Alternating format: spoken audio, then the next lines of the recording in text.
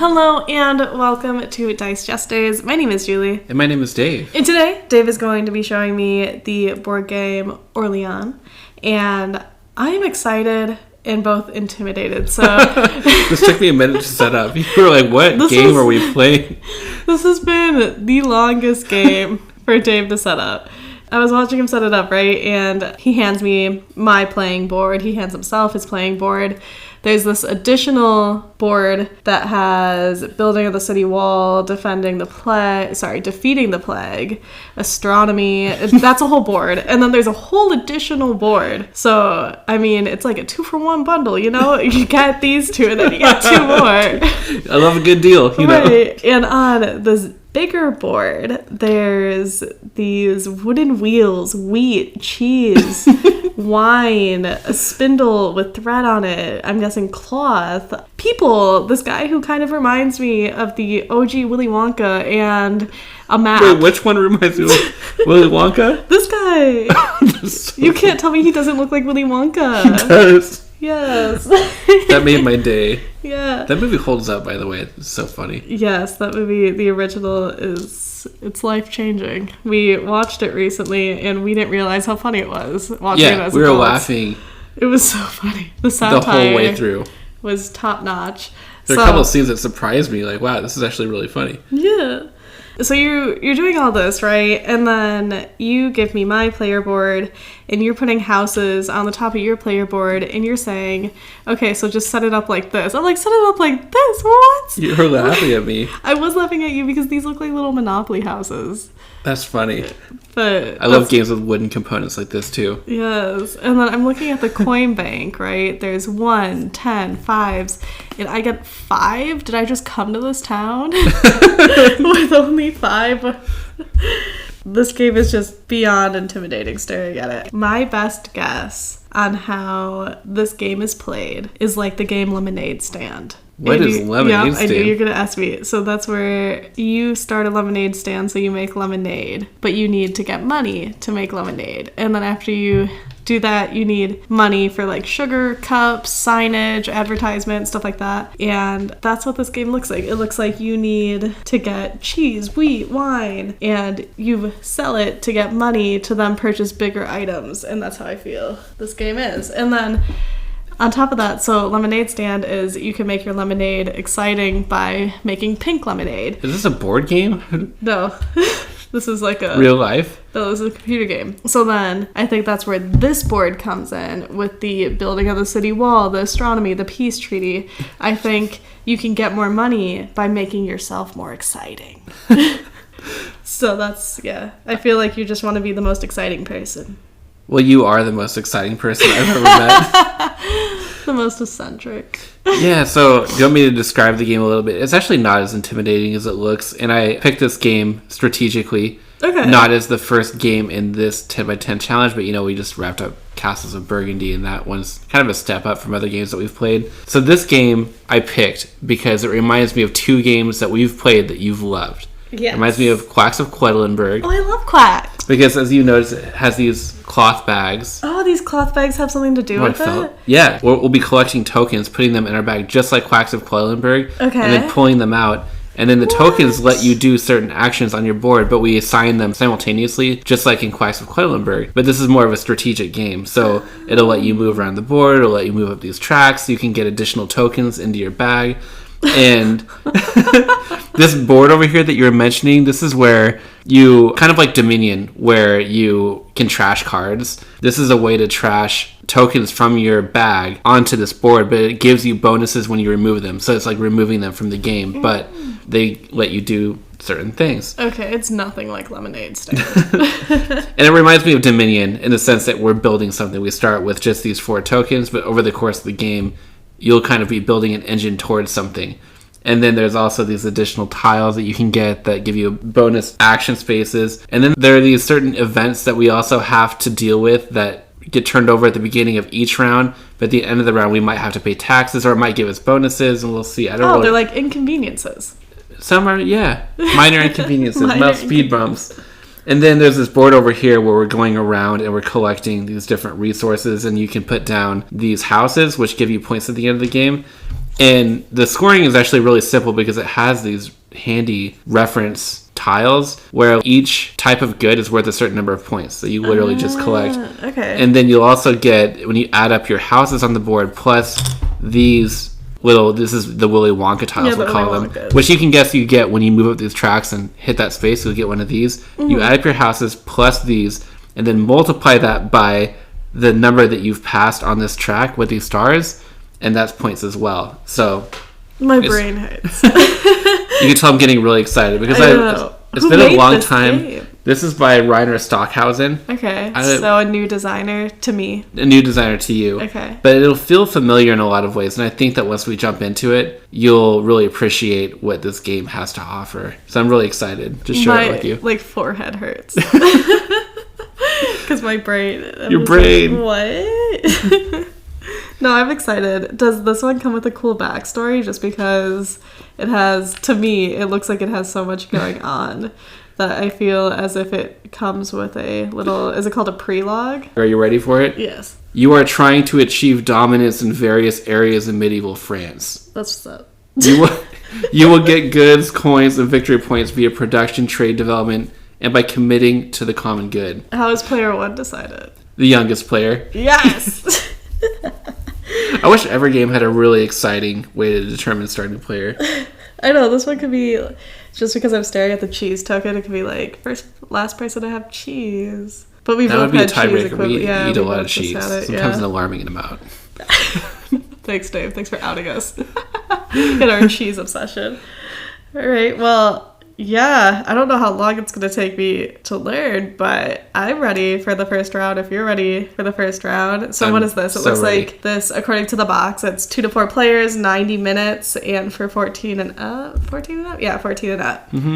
90 minutes. I feel like this is going to take a bit. I don't think this game actually is not that long. I've played it before. We actually blew through it pretty quick, so we'll see. Okay. Well, you should time my well, it's not a learning practice round. We still count it. Yeah, my learning round then. So we could just kind of see how long it may take to teach somebody. Yeah, we can do that. Okay. Yeah. I'm excited and intimidated and can't wait to find out what this Willy Wonka piece does. Well, we will enjoy this journey. Okay.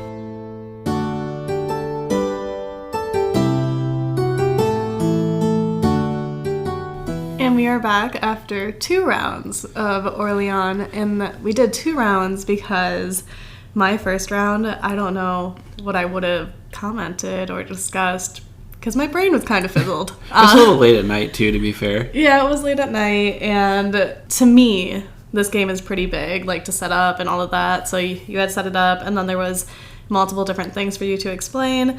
The Quacks of Quedlinburg, that part made sense. You can see the comparison. I did see the comparison from the drawing from the bag and all this and that, but yeah, that was the only thing that was similar to Quacks of Quedlinburg. What about Dominion? Did you see that a little bit? I'm sorry, nice. I didn't see it. I really nailed that one then. The comparison. Hey, it's okay. The last board game we played, Castles of Burgundy, I was saying like Sagrada and stuff like that. I was like, what on earth?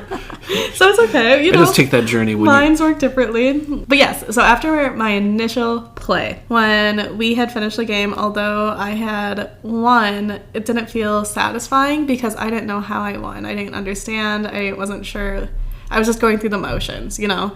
I didn't think of like a strategy. I didn't see a clear path to winning, and I was just doing everything. And I think that's what this game so far has shown, is that there's a lot going on. Yeah. So it has tracks that I know you like. Love my tracks. Yes, but it has multiple tracks. It has a canal, it has roads, it has this magical track at the bottom for university. Magical? Well, it has like stars and stuff. I thought you were going to say magical because you managed to get to the very end of it. I did. It has farming, gears, bonuses, money, ability to draw more tokens out of your bag. So there's a lot. And I think that this is a good board game to choose to play 10 times because it has so much going on. And just in those 2 plays, like it took the second play for me to understand what we were doing. Oh, I saw that moment happen. You did? You saw the twinkle in my eye and my cackle? It's when you start laughing. That's when I know. Like when you added up your score and I giggled. Yeah. And you were like, now it's time for me to add up my score. But yeah, it was interesting. It was just really interesting. And this game, I would say for new gamers, at least in my experience with it so far, that I would save it for somebody who's more into board games, have been playing a few board games. Although they may be new at board games like me, I don't know if this is the first one you'd want to show somebody. Definitely not even the fifth one, maybe further down the line. This was a good one, I think, after Castles of Burgundy, which is already a step up. There are a couple more games on this list that are around this same complexity, I would say, but definitely wanted a chance for you to play other games first. And it's not my goal necessarily to get you into heavy games. That's, I think, a misconception. A lot of people think, oh, I'll show somebody Azul and then I can get a step up, and then I'll show them this game and then I'll get a step up from there. But my goal is just to find games that we have fun playing. Yeah, no, I like this game a lot. I like the theme of it. I love the art of it. I love the drawing from the bag aspect, being able to control your own tokens, similar to Quacks of Quedlinburg. Yeah. And I think that's where I got distracted during the first playthrough, is because I wasn't sure what tokens I should be gathering. But it isn't these are what you should be gathering. It's where do you want to feel victorious in? Yeah. But that's just how I feel after these two plays. I don't even know. Maybe there is a correct way of doing it. What would you say was the most challenging aspect to wrap your head around with Orléans, like learning the game? The most challenging aspect was figuring out what I wanted to go for. Because even after two plays, I don't know what I want to really optimize my turns I'm moving for. Even these yellow tokens where they're used as wild cards, I still don't want to have all these wild cards, as strange as that might sound, because then that leaves me open to, I could put this anywhere. So then it leaves more confusion on what I should go for. Also, those yellow tokens don't give you any bonus when you get them like the other tracks do. It just is a wild, so you kind of have to decide if that's exciting to you. I like any time an action lets me move up a track and get additional stuff too. Mm-hmm. You know, and that's why I'm so excited to play this 10 times, even though it took us so long. Has this been our longest game so far? I think so. This was about an hour both times that we played it, and I think Castles of Burgundy was around 45 minutes or so. Mm-hmm. Especially after I got the hang of Castles of Burgundy, we were going back and forth pretty quick. Really quick. And I think this game, I could see it speeding up even more, because the rounds go by pretty quick. Because some of the rounds, you only do one or two things, really, when you think about it. Oh, speaking of the rounds, I like that, at least to me, because it made me laugh a few times, when somebody passed and they didn't have anything, but I still had like two more things to do. I was like, oh, it's satisfying. I know. And then the town hall aspect is interesting too, where you get to basically choose tokens to pass onto a different board for either bonuses, coins, other objectives if you complete it and whatnot. And I think that's a cool feature. Yeah, and then if you're the last one, you also get that little person tile. Yeah. I don't know what they're called, but then you collect those, and those give you points for the end of the game as well. Yeah, so that's exciting. Yeah. I don't know. I agree with what you were saying, though, about not really knowing what you're doing the first time. And even though I've played this game probably 4 or 5 times by this point, playing it again after years, I struggled to really wrap my head around what I was doing. Because I'm used to really choosing one strategy and focusing on what I'm doing. And you can do that in this game, but it's almost as if you kind of have to spread yourself a little bit more than I'm used to. So I just wasn't really quite sure what the optimal move was each round, and then we got to the end, and that's always when it clicks for me, when I look at what I have and what actually scores points, and then I remember, oh yeah, I was doing not the right things as per the usual. No, I get that. Especially because when we were going through the rounds and I thought, wow, that's a lot of rounds. But then I rethought and needed all of them. Because even with all of those rounds, there's still things that I wanted to do. Yeah. I didn't feel like I fully optimized all of the things that I wanted. True. And I do think I'll enjoy playing this game 10 times, because it seems like, yeah, there are 18 rounds, but there's a good point about halfway through where everything really starts to take off. Like the first several rounds, you're just doing 1 or 2 things, and then it seems like the last rounds get more and more exciting and it ramps up. So I'm excited to try that out a little bit more. I'm also excited to be more competitive with it because in these 2 first rounds that we had done, especially the first round, I didn't pay attention to anything you were doing because I was trying to learn it. And then even in the second round, the only thing I was paying attention to was the night track there, like the red one, because I just wanted to get to 8 and I wanted these red tokens to use on my board because you needed the red token for the ship, the wagon, the guide hall, and those were really important to getting a bunch of your houses. Or are these guide halls? Yeah, they are. Yeah, putting guide halls on the map, and guide halls allowed you to then get a bonus at the end or bonus throughout rounds depending on what the rounds like started with. Yeah, and this is maybe the first game where we have some aspect where you're moving around a map, and I don't know if you call it route building in this game, but I love any game where at the end I can look at a map and see a bunch of my stuff spread out, like these wooden houses. These wooden houses are very Dave components. I'll just say that. Very Dave. Yeah. I don't have that much to say for these 2 rounds just because my head really hurts. Yeah. But when we played it, though, it wasn't a head-hurting game, I guess. It didn't feel hard. It just felt confusing to me because I didn't really know what my end goal was, because the end goal is points. Like, the end goal is just to beat the other opponent. It's not, oh, you need to have the most crop, or oh, you need to have the most guide halls, or oh, your people need to be in the town hall, or this or that. It was just have the most points. Yeah. I can say, though, if you did show me this right off the bat, no, I would have been lost. I would have, if you skipped Azul and you were like, let's play board games together, and you put this on the table and you showed me this, I would be like, Dave, I don't know. I know. Yeah, so, I agree. Yes. I see your thought process in picking games for me, but you know me as a person, so you know what I can may like and may not like, and may know how to do and may not know how to do. So that's exciting for me. Yeah, and I'm excited too. I'm going to be mixing in some expansion material for this game with the Trade and Intrigue expansion. I don't normally like putting in expansions until we've played a game a lot, but I think that this does improve the game in some ways. There's the board on the side, I can't remember what it's called, but where you put your people from the town hall into the board. I think this is the town hall board. Oh, the town hall board. So, yeah, that's easy. It has the chair on the side, like the town hall. Yeah. So I think it's literally just the town hall board. Because this one makes it more enticing to put your people there. It does. Because there's, instead of just getting like a small bonus, they actually let you do additional actions. And then there are fewer spaces to be able to complete a section where you get that additional person tile. And then there are also these alternative tiles that we flip over at the beginning of each round, where it's randomized each game, so it's not the same stuff every game. Yeah. And so some of the, whether they're good things or negative things, could have a consequence throughout the entire round, or it could be at the end. I honestly don't remember what tiles are in there, so I'm excited to give those a try. It's like you're playing for the first time again. Yeah, exactly. I definitely have to figure out my take on the game first. Yeah. Like, what I want to go for before introducing new things. For sure. So yes, I'm excited to get into our 10x10, well, the rest of our 10 rounds for Orléans. So let us reset up this game that takes forever to set up and get into our next 8 rounds.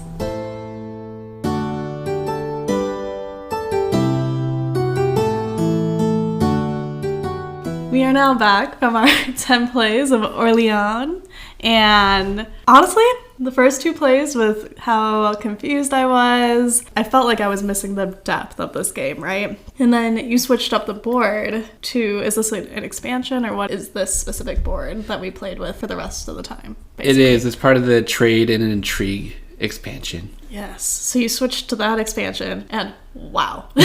Game changer? Yes, especially when you saw it on the alchemy one, when I did the whole chaining of things at the end, when I just trashed a whole bunch of tokens to get the bonus point there, because, it was the end of the game, so I didn't need them.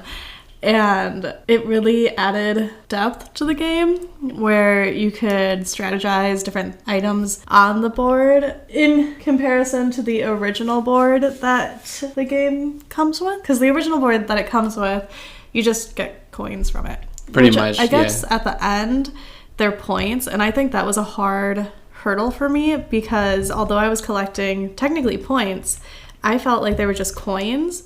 So to me, they seemed like bad moves. But then after a little bit, maybe 6 games in, I realized, wait, no, these are points. It's okay to collect coins. It's okay to use a turn to get coins because ultimately they're going to be points. Yeah, and I think in the original board, the main bonus that you would get would be one of these person tokens that give you points at the end of the game, multiplied by how far up you went on the development track. But there was not a huge incentive to go on the board unless you were the last person to go in a section. It would just be 1 or 2 coins, or you would let you move 1 space up the development track or something. But this new board lets you do certain things where you might be in a position within the game where you just need something really bad, and you can go to the board to get that, which is really cool. Yes, I really liked the towing service that allowed you to move your person over the canals, because I was really bad at gathering blue tokens needed to go over the canals.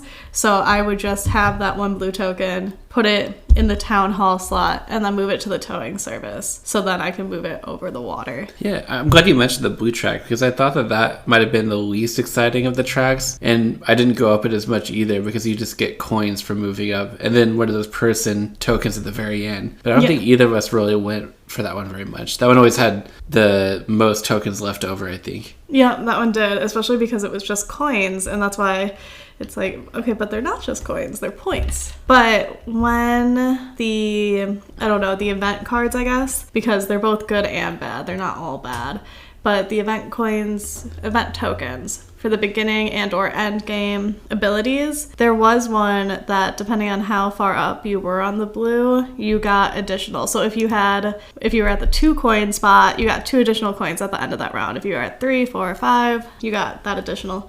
So that was nice, because then you're technically doubling your points. So I liked that one, and then I also liked the one where it allowed you to purchase a token for 2 coins, and that's when I would get the blue, because you still need the blue token for the ship, the castle, the farmhouse, and the village.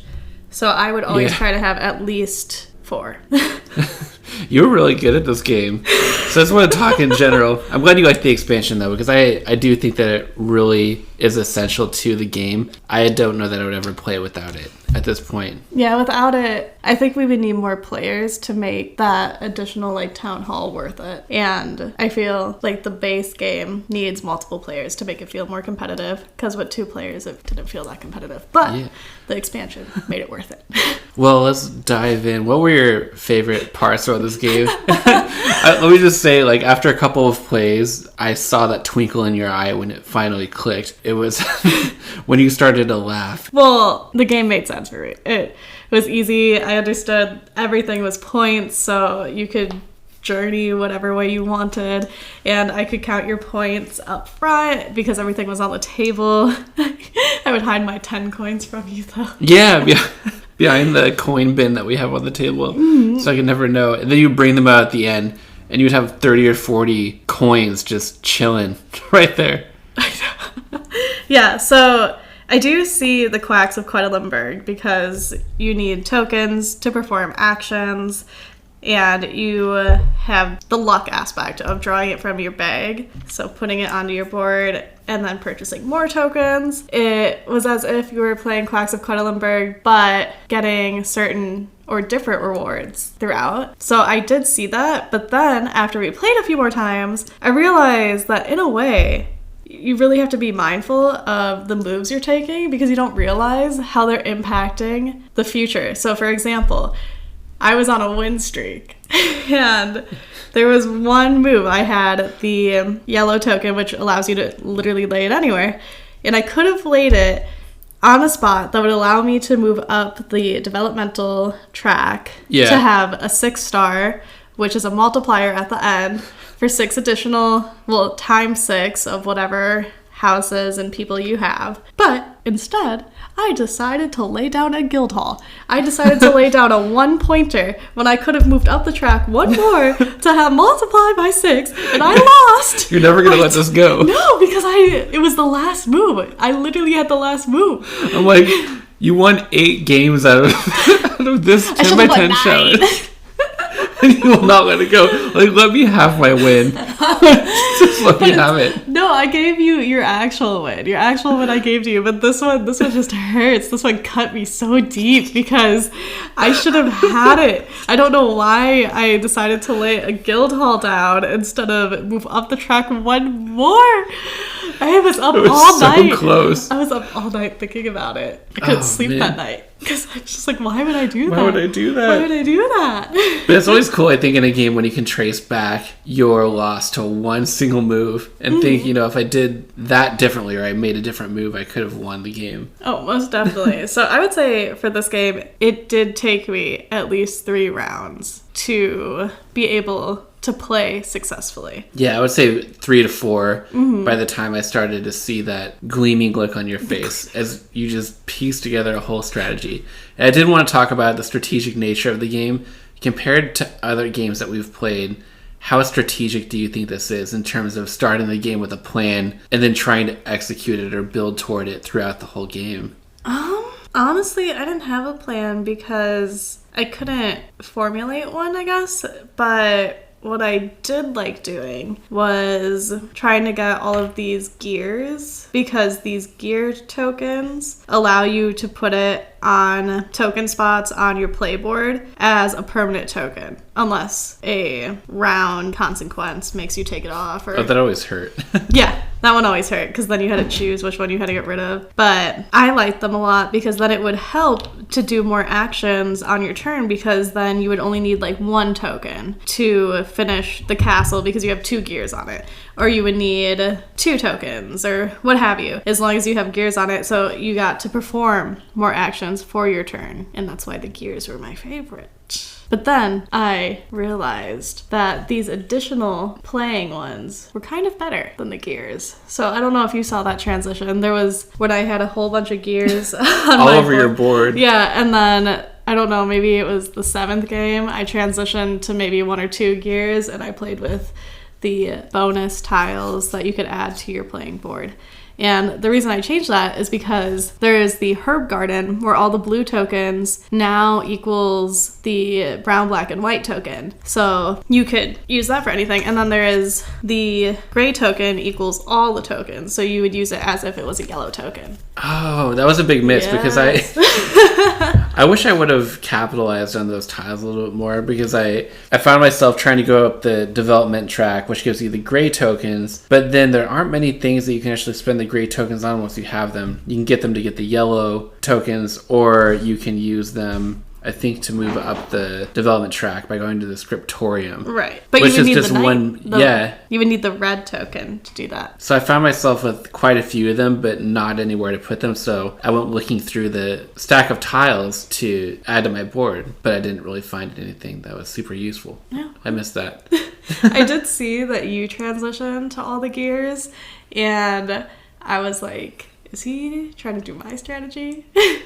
Well, I just was trying to find a way to make everything happen, to be able to completely finish what I had set out to do at the beginning of the game. And that's where I think, in terms of how restrictive the game feels, it just feels like there aren't quite as many rounds as you need to be able to accomplish anything that you really want to do. Oh, that's right. That's what I was saying the other day, was I always feel as if I could use 2 more. 2 more rounds? Yeah, 2 more. It's always 2 more. It's well, never it kind like of hurts. 1 more. There's that tile where it essentially removes a round from the game if it is one of the events that are randomly chosen in the expansion.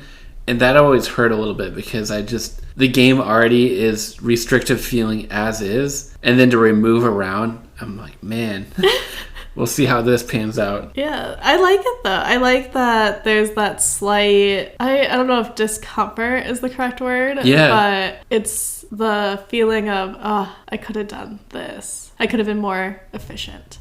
But I have a question for you. Yeah. So you said that you played this a while back. How, if you remember how those plays went, how do you feel it's different from then and now playing this? I don't know. So your first couple of games that you played, you said that you felt like you were missing something.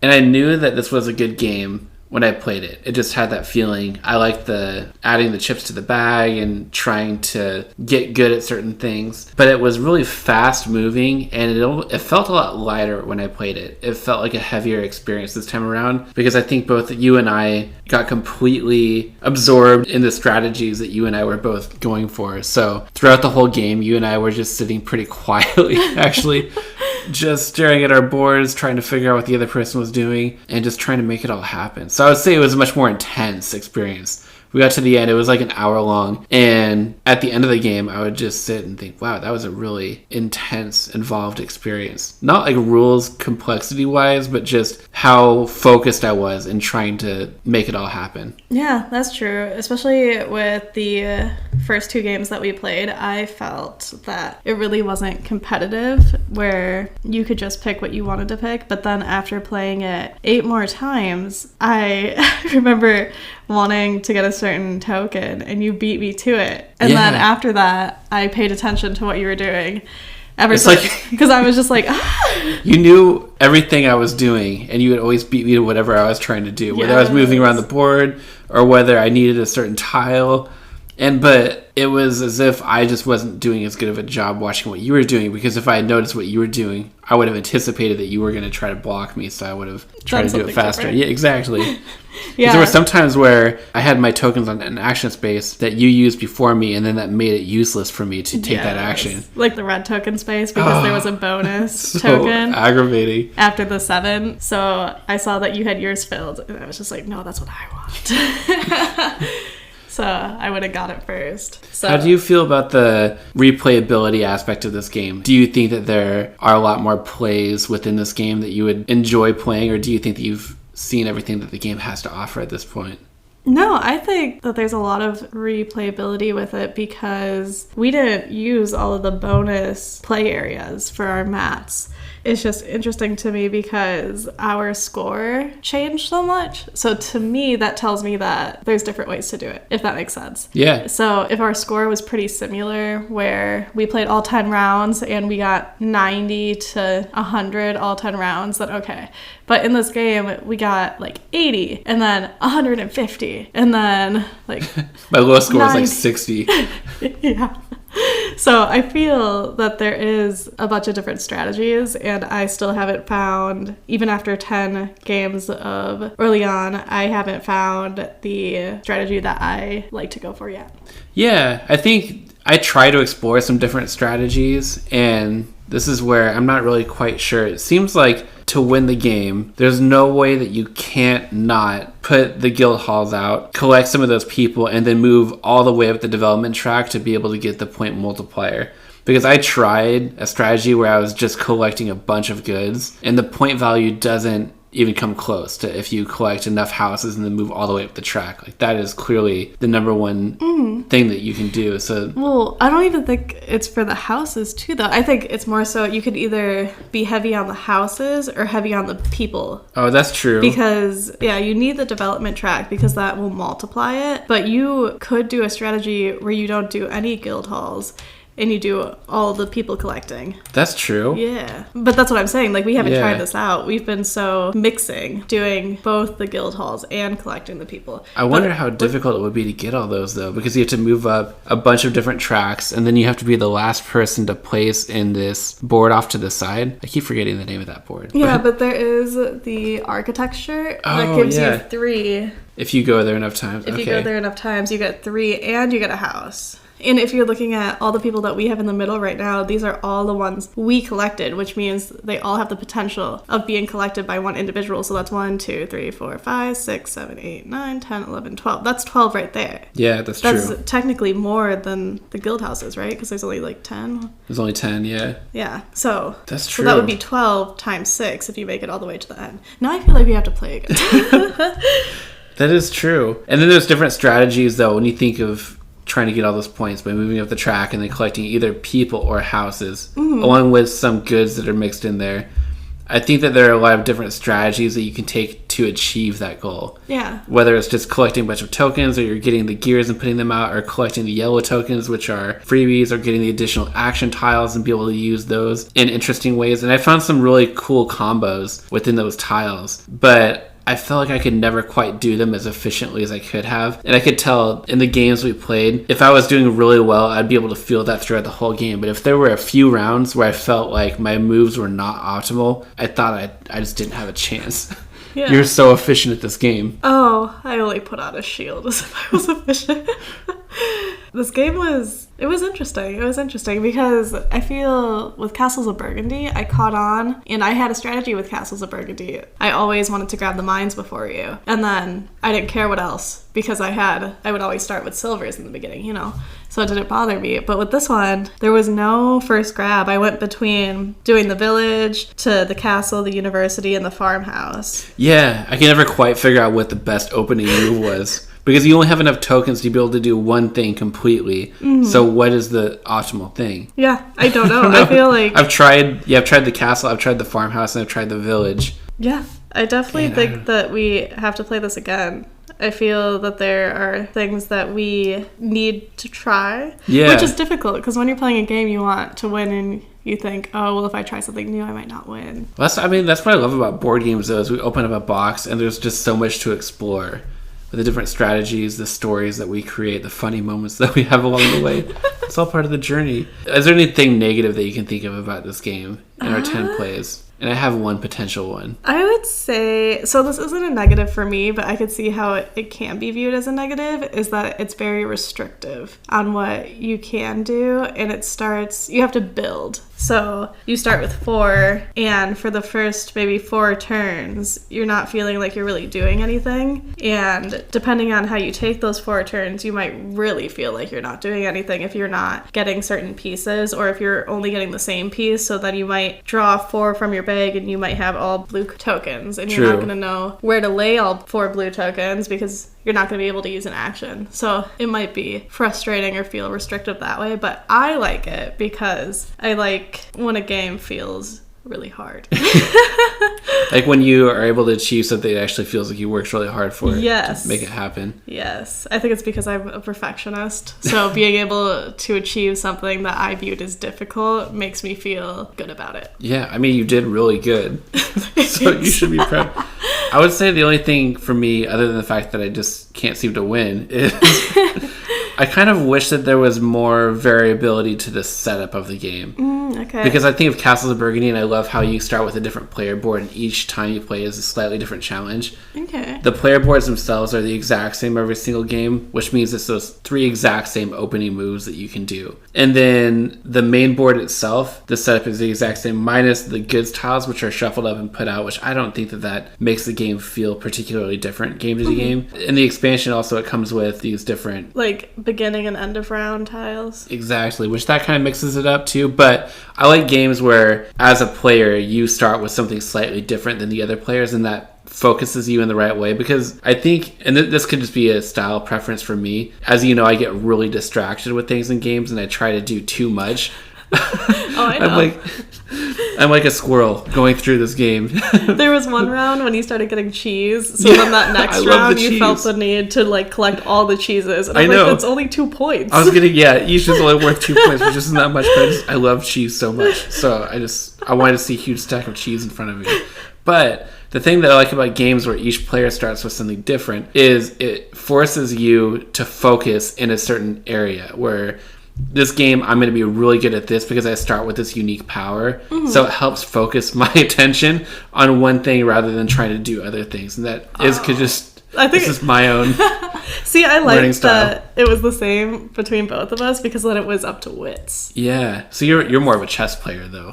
Yeah, that's true. That's true. And you think chess has absolutely no variation to setup. It's the exact same game, but you could play it 1,000 times and play it differently if you wanted to every time. Yeah. Well, I do agree with you, though. It would be cool to have different playing boards, the same as Castles of Burgundy. I do think that would be a cool aspect because maybe then, like, to go in the farm, maybe you need not the blue token. Maybe you need a red token, Yeah. Like, that would be neat.